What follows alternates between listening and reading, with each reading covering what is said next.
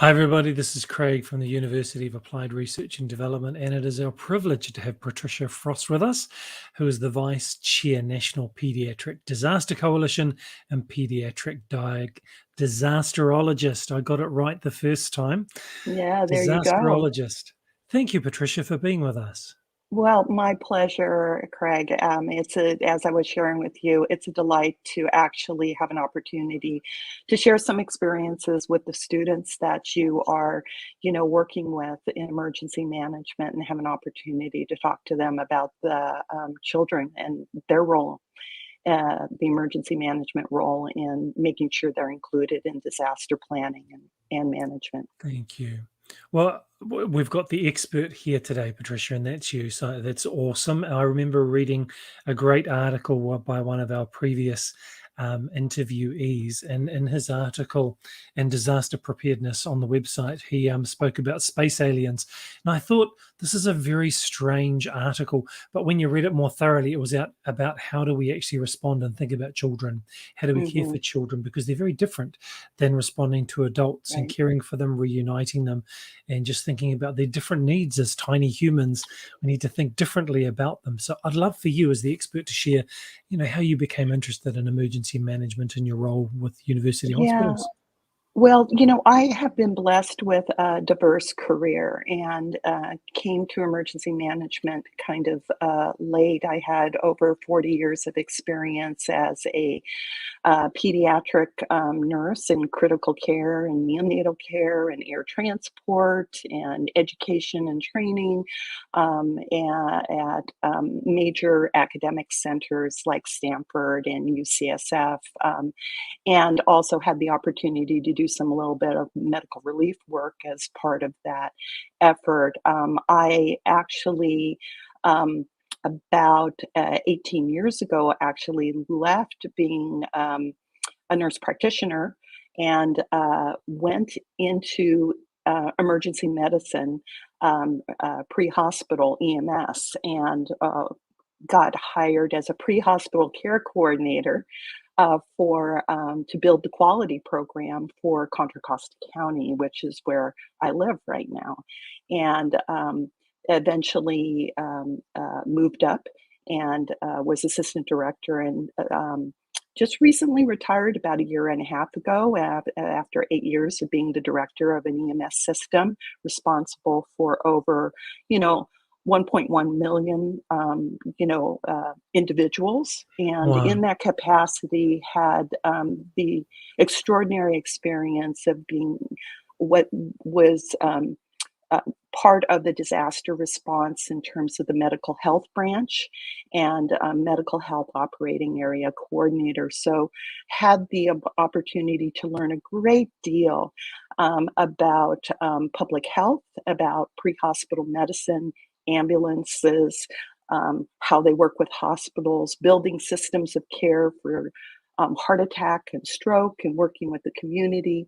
So that really got me on the bandwagon, so to speak, of emergency management, because I brought to it, my years of experience in pediatrics, and that was a huge gap in my community.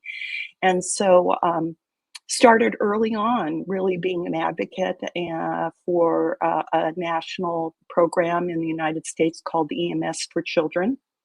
And then did a gap analysis in my community and found that all of my healthcare providers, my hospitals, my fire departments, my ambulance providers felt the least prepared to take care of really critically ill children. So, and especially in disaster. So we really, sometimes, when you're in a leadership role of assistant director or director, it's good to be king or queen and basically say that we're going to make this a priority. And so that kind of Right. jump-started our journey. And along the way, I had the opportunity to meet extraordinary leaders on the national and stage that I work with today. In 2015, we we had a national conference, and our first national conference, and actually created the National Pediatric Disaster Coalition, which is completely unfunded. Oops. Wow. And oh, I'm having some difficulty on my thing. There we go. Um, is completely unfunded. It's all volunteer, but we are so highly networked with, really national leaders. And it's just been a privilege to be an advocate as far as that's Mm. concerned. And we're filling a gap of connecting novice to expert, associated with the robust content out there. I really like that you said that connecting the novice to the expert. I know that I'm even below a novice. So, can you just give us some unpack what it is about Yeah. caring in the pediatric area in disasters that emergency managers really need to think about? Well, there's so many things as far as that's concerned, and I think part of our mission, and that I feel strongly about, is to make this approachable, make children approachable, because people are afraid to do something wrong, when Right. they're dealing with children, and that fear factor, unfortunately, can get in the way of us being able to do what we need to do. Mm. Um, But, also there is, a pretty common culture, I think, at least in the United States. I don't know how that plays out in other countries, but, it's the expectation that it's the parents' responsibility to take care of their own kids. Mm. And yet we know in emergency management that our community is not well prepared to take care of themselves, much less their children. And because we've had that approach in emergency management and taking care of the adult community, or the vulnerable, or having a focus on the vulnerable population that is mostly elderly, um, or functional and access needs, the larger part of the population, we have forgotten to include children, which in many Mm. cases is 25%, at least in the Wow. United States, of the population. Yet we don't routinely and normalize including children from the very beginning. I personally believe if we did that, we'd do a lot better with emergency management all the way around, because we would Mm. be protecting our most vulnerable all the time. And I can't think of any child who doesn't have a normal child has functional and access needs, as far as vulnerability and being able to escape and understanding what Mm. they do. And so they're completely dependent on us as adults. But at the same time, they don't vote. They don't, Right. donate money. They don't make policy. So someone has to have their voice. Mm. So, as an emergency manager, a first responder, or someone who moves into response from civil defence, what do we need to think about for children being different than other people? Well, certainly there are physiological differences as far as that's concerned. And, my work has mostly been with the medical health community. So, working with hospitals and pre Hmm. hospitals on the response phase as far as that's concerned. But I think as COVID has taught us in very dramatic ways, is that it, you know, if we don't plan for children and childcare and what happens in the schools, it has a downstream effect and an upstream effect in terms of impacting our ability to mobilize workforce, to Mm. assure for containment of an infectious disease, Right. or even basic response. So what I would impart to your students is that the impact on children, and in general, when disaster strikes, you're still talking about a relatively small amount of children who might have physical or medical needs associated with a particular event. That's a small amount. But the ripple effect of that, what happens in the community and the interruptions in schools, a lot of times schools are Right. the shelters. Yep. Yeah, default shelters, Mm. and the mental health consequences associated. The impact on children is generational, and that is the Wow. difference between what we talk about in adults, which is more in the here and now and immediate. For children, if we don't handle disasters well, or aren't they're involved in a community that has no ability to really mobilize itself, and protect itself in a disaster because planning hasn't been completed or Right. done with the right partners, then uh, the impacts are lifelong. So Mm. what we know from the social sciences is that when disasters of significant scale happen, there can be long-term mental health effects. They may not Mm. recover and they may not do well in school. They Right. have more depression and suicide. They have more substance abuse. And these things follow them for the rest of their lives and interrupt the trajectory that children could have in terms of Right. meeting their potential. And so you're talking about a whole generation of, individuals impacted by disaster who are in even a more vulnerable place to handle, disasters in the future. And, with climate change and everything, I mean, we're dealing with concurrent disasters. We're in a time that is challenging everyone every day. Yeah. How about you share with us some of your experiences that you've had in the field? And I'm just going to share a photo as well of Ecuador, if that's all right. The Yeah, picture's not very big. not very good. Anyways, I had the opportunity when I worked at Stanford as a nurse educator to get deployed for with medical relief organization known as Interclass. And although it wasn't in a disaster situation, we basically went to countries with limited medical resources. And part of our mission was not only to provide medical care in terms of plastic surgeries and burn reconstruction and cleft palate repair, but also to teach those skills to the nurses and physicians there at the in the country. And what that did for me is gave me an appreciation of um, how to do medical care in austere circumstances. And Mm. I think I had another picture of when I was in Vietnam. This was right before they had opened up the relationships between the United States and Vietnam. Um, and the people there were trying to give the best care they could, but they had to actually um, they had very limited resources to be able to do that. Um, Mm. and then they would have to make their own IV fluid. They would have to reuse Wow. gloves and gowns and needles.